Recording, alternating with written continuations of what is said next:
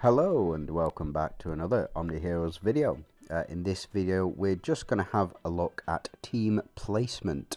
So where should you put your units?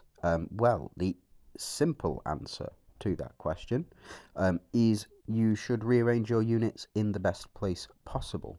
What is the best place possible? That is wherever they are going to function the best. So let's start out with a couple of basic units here.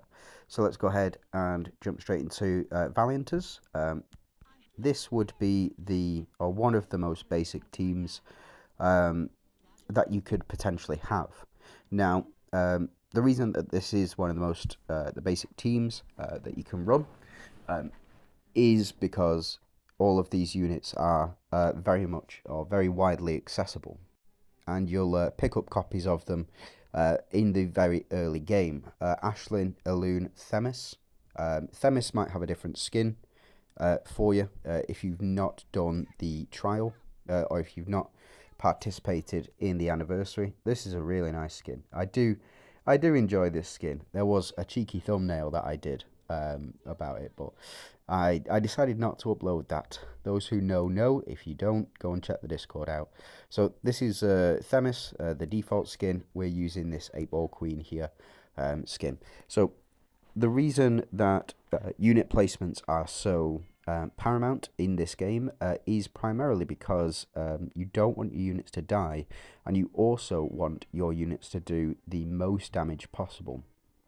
Now, you've got to take into consideration all of the types or all of the attributes for that particular unit. Let's take, for example, Elune here. So Elune, the Valor Valkyrie, she will perform Elune soars into the air, dealing 250% damage, physical damage, and applies mark and 1 stack of defense reduction on the enemy with the lowest HP.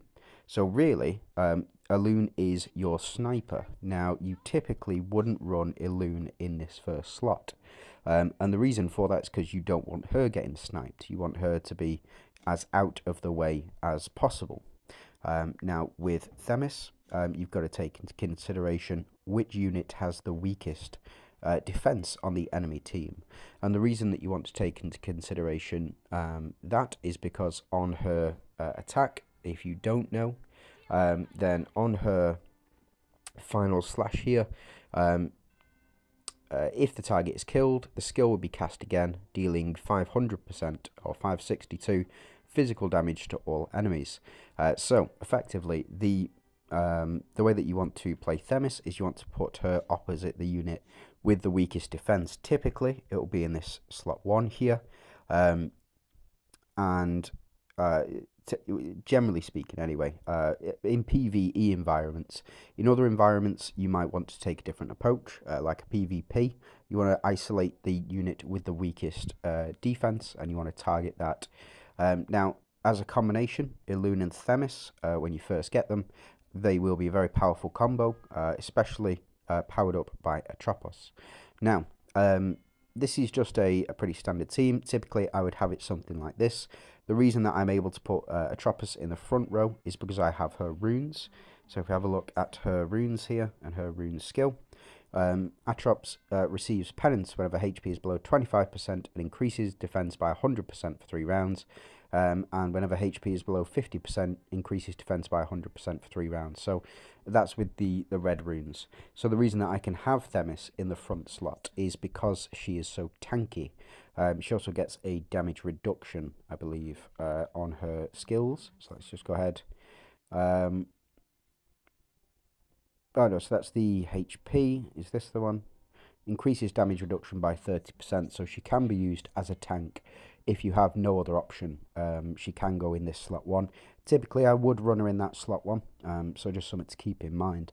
Now, let's move on to other teams, because we have spent quite some time on that basic team for Valianters.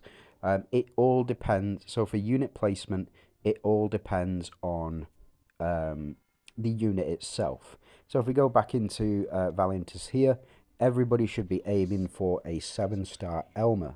Now, typically, what you would like to do is you would like to run Elmer in this slot 1. And the reason for that is because Elmer, if you get him up to 7 stars, here we go. So he won't die effectively, which is why he's such a powerful unit. And what you want to do with Elmer is you want to put him across from the person or the unit, the enemy unit that's going to take or is going to deal the most damage. So, for example, in a PvE environment, let's jump into a PvE lineup here. Let's jump into Arena, and let's go ahead. Oh, let's take off Skip Battle. Let's jump into here and just see. So, for example, enemy Elmer is right there. So what we want to do to avoid all of our units being taunted, we want to put Elmer across from the opposite Elmer. You can also go with the strategy of putting Elmer here. The reason for that, in standard PvE, standard PvP, the enemy Nyx here will not, she won't switch. So what you want is to place Elmer across from here, and the same is true for potentially Nawi as well. So Nawi here would attack Elmer directly, so will Nyx. And if she's got exclusive runes, or the enemy has the exclusive runes for Nyx, then she'll follow up with another attack. But Elmer won't be able to die, so he won't be able to be sniped. That's sort of unit placement for defensive units. Now, for offensive units, it just depends on what the enemy team build is. So, for example, with this one, what I don't want to do is I don't want to put my offensive units. Let's just jump into a basic Glorians team. Something like this. My placement can potentially be this setup here. Now, the reason that Nawi is opposite Nyx is because she moves faster, and we are going first in this matchup. So Nawi can swing directly for Nyx, and then hopefully follow up. Now, what we don't want to do is place Lily and Leah here, across from Elmer, and the reason for that is because Lily and Leah are our support units. And we don't really care about Marina in this instance altogether too much. She's basically there to soak up a lot of damage and potentially stun enemies as well. But this would be a typical setup, and what you want to do is, say for example, it's the Atropos down here that's the problem, or the main problem. What you can do is you can switch your Nawi with Gwyn here, so that Nawi will swing directly for Atropos. Same is true for if Nyx is the problem, you would place Nawi across from Nyx. Say Victoria is the real issue, you want to place Nawi across from Victoria. So you want your offensive units that do big single target damage across from the problem units on the enemy team. So in this instance, I would probably have my setup like this, or potentially like this. And the reason for that, Talinas can soak up a lot of the damage from the enemy Nyx, so when the enemy Nyx attacks, Talinas will be able to take a lot of it because she will have Monarch synergy as well, with Lily and Leah. And Nawi will be able to focus directly on Atropos, who can be a problem unit, primarily because she will buff the enemy team to quite high power level. So really it all depends. So with regards to unit placement, it all depends on the enemy team, and building your team to counter the enemy team. So where your strongest units are, or at least your strongest attacking units, you need to place them across from either the units with the weakest defense, or you want to place them across from the problem units, like so, so that they can attack directly. The ones that do single target, big splash damage, stuff like that. Now, what you don't want to do is place Nawi here, because the reason for that is because Nawi will swing for Elmer here, and she will do effectively no damage. if she is doing single target damage. So she'll swing for Elmer, and then, or she'll swing for a backline unit, whichever one. But what you want to be doing is to maximizing the efficiency of the damage as much as possible. Now let's go ahead and have a look at some more advanced units. So in this case, we'll go with a different team, and in fact you're going to get to see a very special treat here. Let's go ahead and advance you, because we can.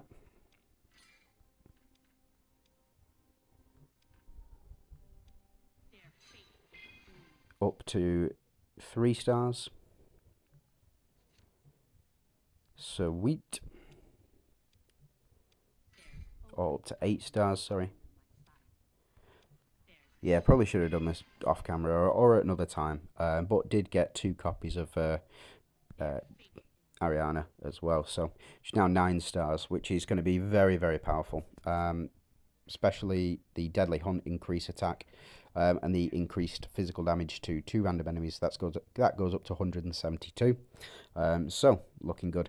But the way that you want to structure this team in particular, as more of an advanced setup, is to have it something like this. Now, the reason that you would have a Glory in this team like this is because, firstly, you want the shield relic. So here, this relic to affect this front line. So Ariana and Audrey. Whenever Audrey receives shielding effect, she will give shielding effect out to the rest of the team. Gloria here, I don't know if you've seen Gloria's passive, but the passive skill here, when Gloria is alive, she reduces all enemies' damage dealt to frontline allies by 50%. So what you can do is you can have Gloria and Ariana in this front slot. You can also have Cleopatra in this front slot as well, just so she survives for long enough to be able to pump up the rest of your units. You won't get the same shielding effect as with Audrey, but it is what it is. The reason that I want to place Ariana and Audrey, I think that's the most efficient lineup for this particular team, is because when Audrey does her attack, so let's go ahead and have a look here. So she increases allies' physical damage resistance, but here, before casting Deadly Hunt, Ariana has a 100% chance to detonate her shield to deal physical damage to all enemies, and the damage amount is 100% of her shield points. The damage cannot exceed 300% of her attack. For each star advancement, she increases damage limit shield detonation by 20% up to 400% times her own attack. So we want as much shielding on Ariana as possible. Spear gives that, shield gives that, and also Hand of Tyr gives that as well. So just something to think about with this particular team.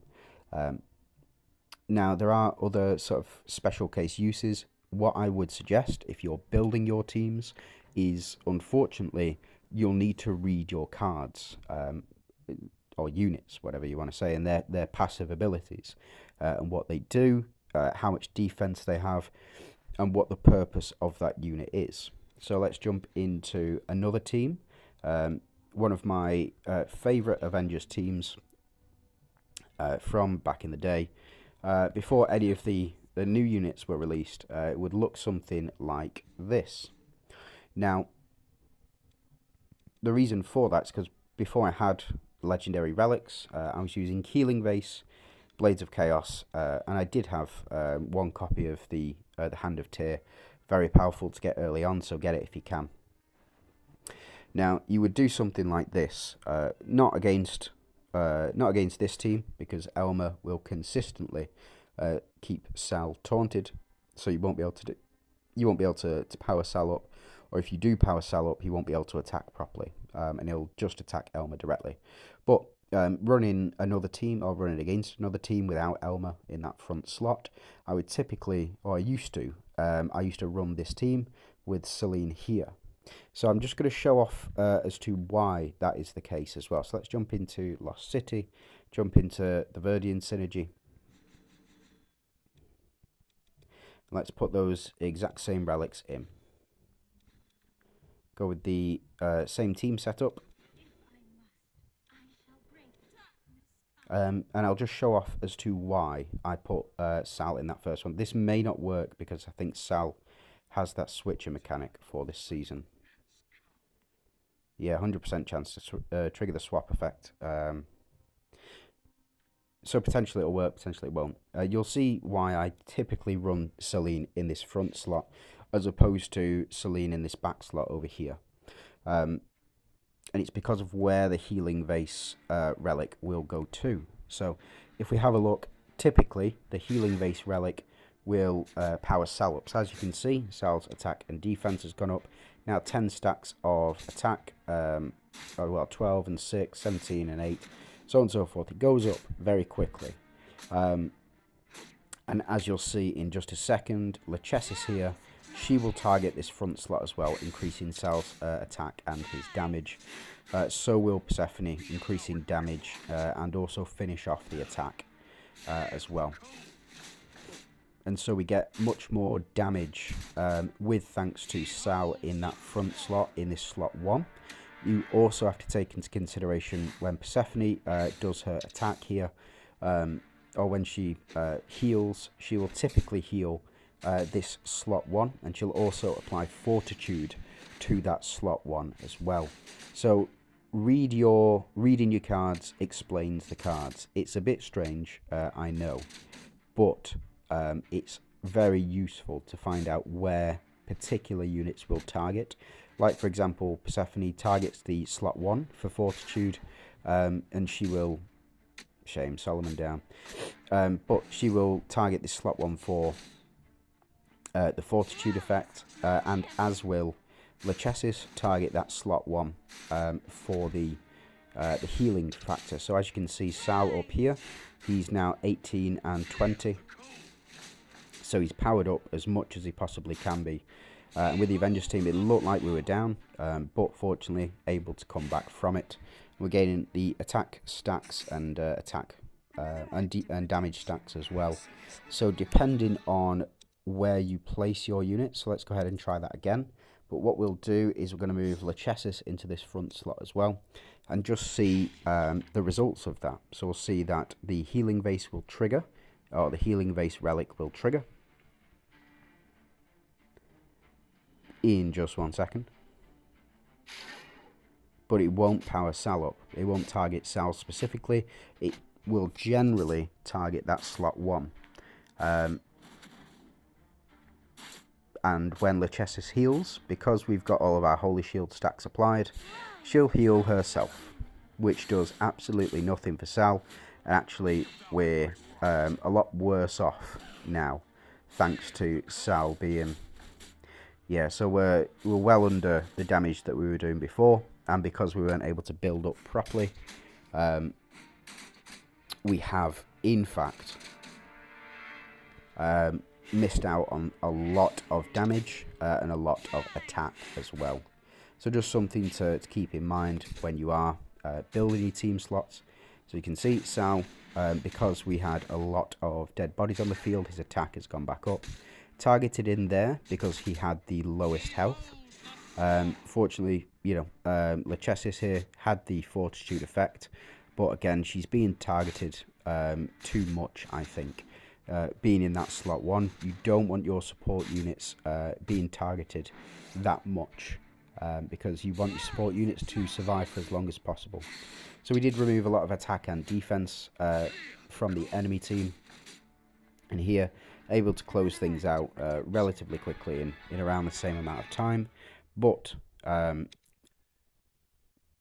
team placement really did matter for that particular lineup, because of the healing vase factor, and also where Lachesis targeted her first heal, as well as where Persephone targeted her first heal.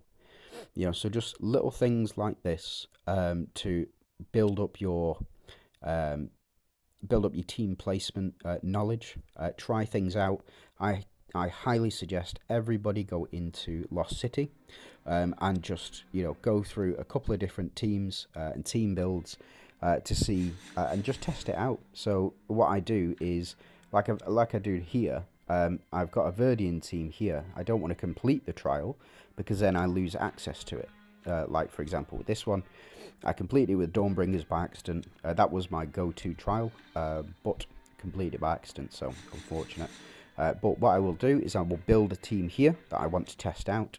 Say, for example, I want to test out Cleo in a new team. I will pop it something like this, switch this round, and I will focus primarily on Astrid, and we want yeah, Seraphina will do. Now I'm going to show you something here, which is, it's a bit strange, and I'll show you this as a very quick example. So we'll go chest, and we'll go with, we want to be doing as much damage as possible. So we'll go spear. We'll go like this, and then we will go with Knight's Edge as well. So the interaction, I don't know if you know about the combo, but this is the combo. And what I mean by that is Seraphina will go first, Atrops will go second, and with thanks to Astrid and her passive ability, when Astrid is deployed, every round the number 2 ally casting their ultimate skill will cast it an additional time. So here we want to jump into battle, and we'll just show off the combo. So combo is Seraphina will heal first, then Atrops will double ult, and then Dahlia will swap with Atrops, making or doubling the buff that or doubling the buffs that are on Atrops as well. So Dahlia is going to be doing absolutely crazy amounts of damage as well. Just something to keep in mind.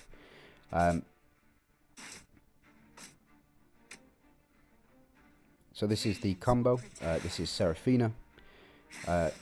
Hopefully, yeah, no confused status, well, except for Ophelia, but it doesn't really matter. So as you can see, we get a double ultimate from Atrops. Those do stack. And as you can see, doing 16,556 million damage. Very powerful.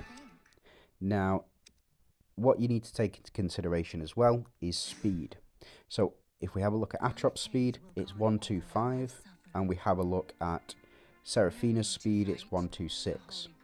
This is why Cleo does not work in this exact same setup. And the reason that Cleo doesn't work in this exact same setup is because her speed is 126, so that equals Seraphina. So if you have Cleopatra in this first slot, then Seraphina will go second. Cleopatra will go first, so we'll get a double heal rather than getting a double attack stack. And I'll show this off now, just to demonstrate why speed is also important in deciding where your units should be placed as well.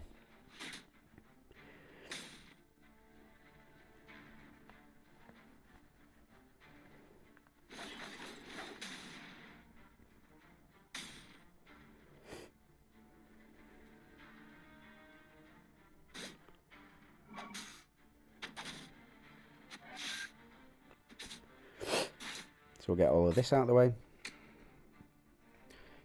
And so Cleo will go first rather than Seraphina going first, and instead Seraphina will get a double activation, which is not what we want. We don't want that because it's nowhere near as powerful. So we'll swap here, and then, yeah, as you can see, we're only doing 6,394 million as opposed to the 16 million.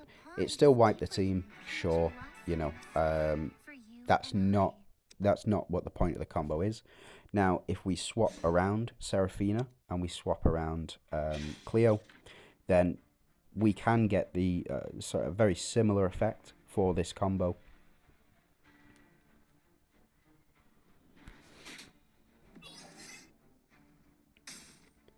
And it is kind of a way around it.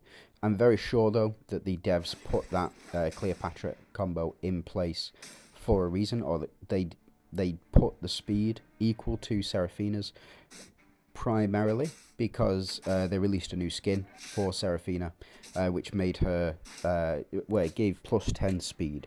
So effectively, if you do want to have this combo be effective with Cleopatra, you do need that skin in place. So, you know, the devs are thinking about things like this and can be a bit of a pain, to be honest. Yeah, right, okay. Let's go ahead, skip this one. And then we'll try that again. Because hopefully Ayushta doesn't confuse any of our combo pieces.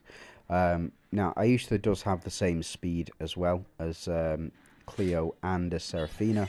So as you can see, both of them are acting before Ayushta. So we just need Dahlia not to get confused. So hopefully, you know, hopefully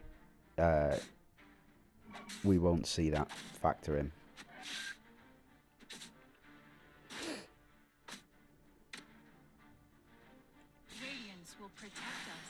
So we get the full heal, and we get the double super from Cleo.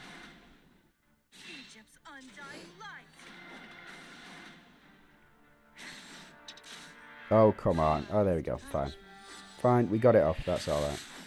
So as you can see, still 5,390. What I think, just a side note, it's got nothing to do with the positioning. What I think is that Cleopatra's buff cannot be doubled. I really do.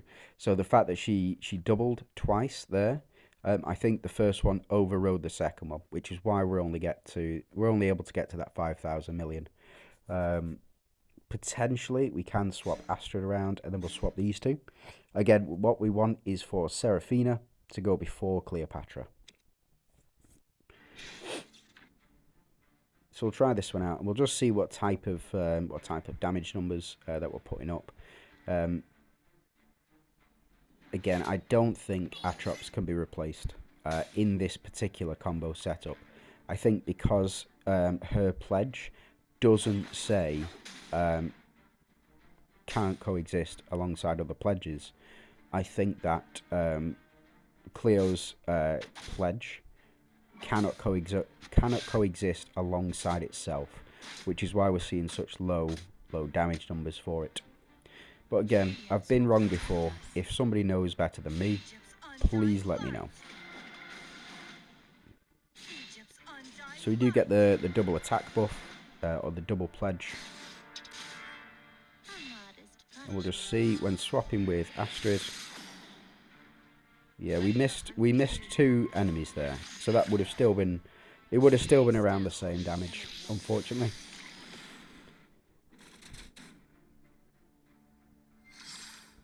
Yeah, so much worse. The original combo with Atrops taking Cleo out here is a much better combo in my opinion. I have been wrong before, but again, I don't think that Cleo can be comboed with like Atrops can be comboed with. So again, that's team placement. You know, it is important. There's a lot of different factors to consider when building a team, when putting your units in certain places. You have to be careful of your weaker units. Say, for example, Ophelia wouldn't go directly across from a direct damage unit like Atlanta. You would not want Themis as well to start hitting Ophelia under any circumstances, because Ophelia, although she is very powerful and relies on a lot of HP increase, she can still be damaged quite easily, I've found. So putting your support units here in this spot or in this spot against, you know, a lineup like this is a bad idea, because the damage units for this team will focus primarily on this spot. So it's just being aware of where enemy units are going to hit the most, and it's also being aware of what capabilities your units have as well, and what their passives do. So please get reading. Make sure you understand all of your units before you start to play with them, or go into Lost City. Like I said, this is the best playground, because you've got so many different types of units, so many different types of fights. that it's, generally speaking, it's best to run here, and it's why I've not completed chapter 299 either. Is just because there's so many different types of fights in here, so many different units that you can go against. Best place to test things out is in the Lost City. Devs, if you are listening, please give us more. Please give us more Lost City. I really, really need more Lost City. I've been sitting on these final chapters for about a month now, and it's getting very old. So thank you very much for watching. I hope you've enjoyed it. If you have, please subscribe. It's just clicking that button down below. Really appreciate it, and you have a great day.